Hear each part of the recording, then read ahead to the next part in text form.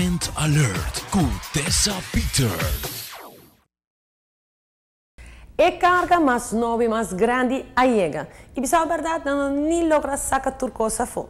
Pero não saca suficiente se para nos ter vista. Hogar.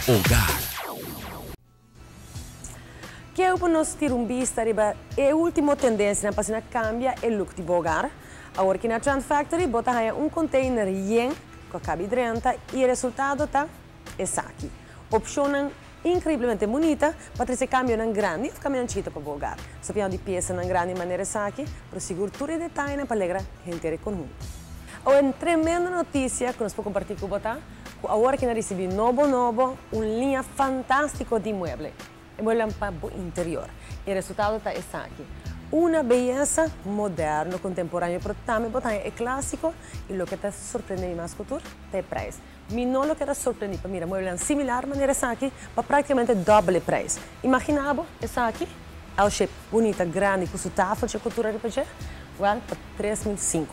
E dois aqui, tur dois, junto, para 3.800. Amazing, toch? E o qual está fazendo a introdução de linha aqui assim interessante. Tá com hecho que o Trend Factory te regalava toda a decoração. Ora vou comprar esse set. Por exemplo, vou comprar esse set de comedor aqui completo para 3.300.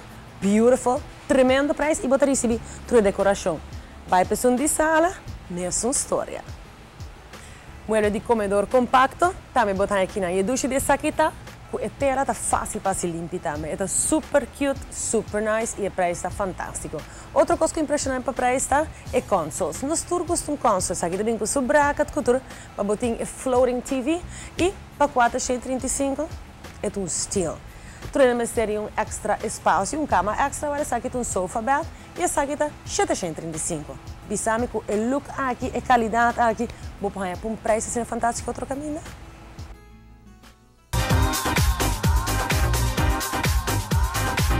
Trend Alert com Tessa Peters.